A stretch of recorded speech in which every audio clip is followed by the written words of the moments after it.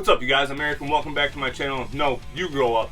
In today's video, I'm going to be continuing my series on the Playmates Teenage Mutant Ninja Turtles figures. So this video is going to be about waves 1 and 2, or the 88 and 89 figures, however you want to look at it. I don't know if there ever really was official waves, but that's just kind of how I've always had it broken up.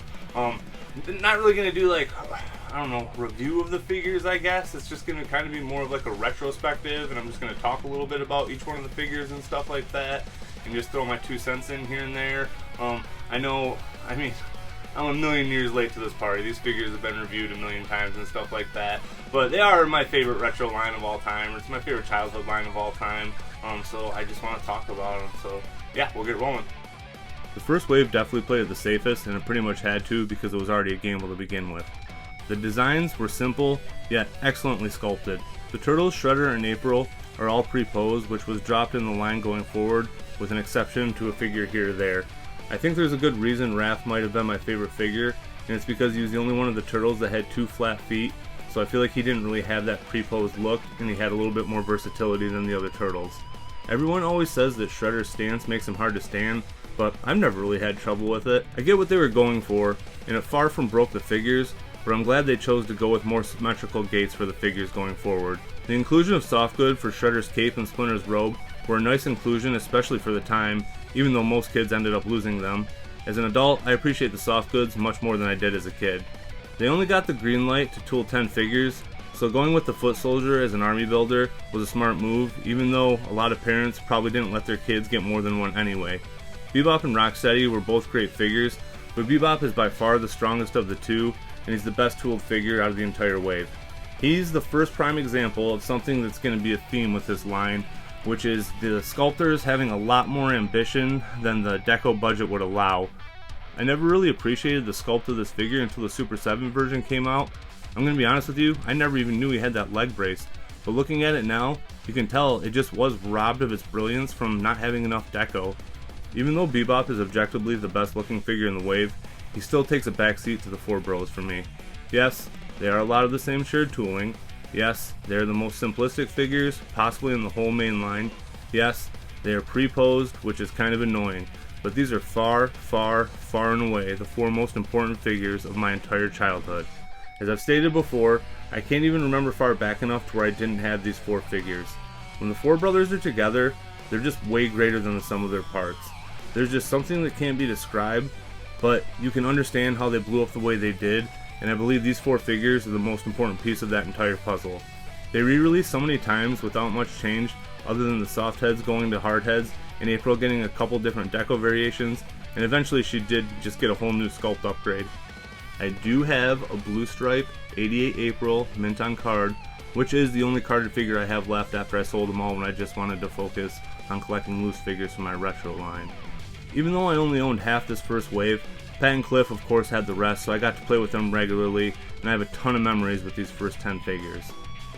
Wave 2 stepped things up a notch and really started to branch out into the Turtles universe. This is where the line started taking some of the stylistic liberties that would give it the flavor it would come to be known for. The sculpting took a big step up, and almost every figure in the wave has way more details than the figure in Wave 1.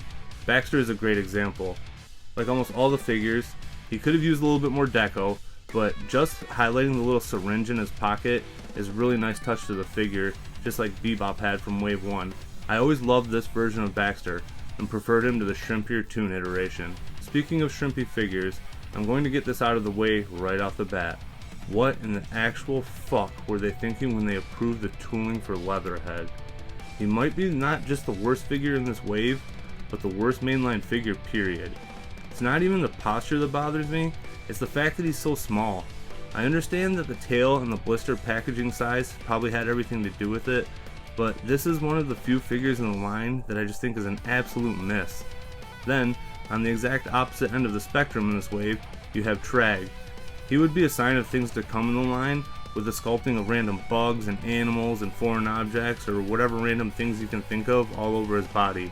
But unfortunately, Trag is one of the best examples in the entire wave of figures whose sculpts are completely underserved due to the limited deco. The only figure from this wave that I had as a kid was Krang, so he was my all-time foil for my Turtles. He's definitely the most unique figure, possibly in the whole line, and I actually think they pulled off the Bubble Walker thing pretty well. The Rat King is a great figure, and after reading Tales of the TMNT number 4 and seeing his first appearance, it's cool to see where the inspiration of the sculpt kind of came from. I feel like this is one of the most underrated early figures, and I never really appreciated how much detail it had until my adult years. I'm very excited to see what Super 7's going to do with this guy. The only figure in the entirety of the first 2 waves that I can't remember for sure if Pat and Cliff had was Napoleon. He's the only figure I can't recall any memories with from the first 20 figures. He's a pretty good figure, but let's be real, we all wanted all 4 of the bros, and all we got was one, later, sort of, and we'll get to that in the next video. Ace-Duck might be the real first deep cut in the line, as he only appeared on the TV when the Turtles were watching him on TV in one episode, and they mentioned him by name one time. I always found it weird that he had ball joints in his shoulders when none of the other figures did. They would eventually give them to another figure down the line, but again, we'll talk about him in the next video as well. Saving the best for last, this wave has 3 of my favorite figures in the whole line. Casey, Usagi, and Metalhead are my front runners from this wave. I always thought Usagi looked like a badass, and I wouldn't find out until my adult years how much of a badass he actually was when I started reading his own comics. Casey was always right up front with his badassness. He's probably my favorite character next to Raph. I loved his character in the first movie, but the cartoon version was an absolute maniac who apparently was so blinded by rage half the time he couldn't even remember that he was homies with the Turtles. This is easily the most wanted figure I never had from childhood, and I guarantee he was long gone from the shelves way before I was into the line. Metalhead was another one that I really wanted from this wave. I love the effect that he has that Transformers figures had, where if you shine the light in the back of their head, it makes their eyes glow. I'm not sure if I've mentioned this yet, but I'm a sucker for this kind of stuff. The first 2 waves both have their own feel, but they're very cohesive with each other. These 20 figures were responsible for blowing up the line and setting the table for the 90s, when Turtle Mania would really begin. I'm going to end things here and cover waves 3 and 4 in my next video, which I'm very excited for, as I feel like this is the line that really cemented the identity of the Turtles and gave us the best figures in the line and my all-time favorite figure. Alright you guys, that's going to wrap things up for this video. Like I said, I'm going to cover waves 3 and 4 in the next video. Yeah, having a blast making these. Again, just talking about my favorite kids toy line, or my favorite childhood toy line. It's just a lot of fun.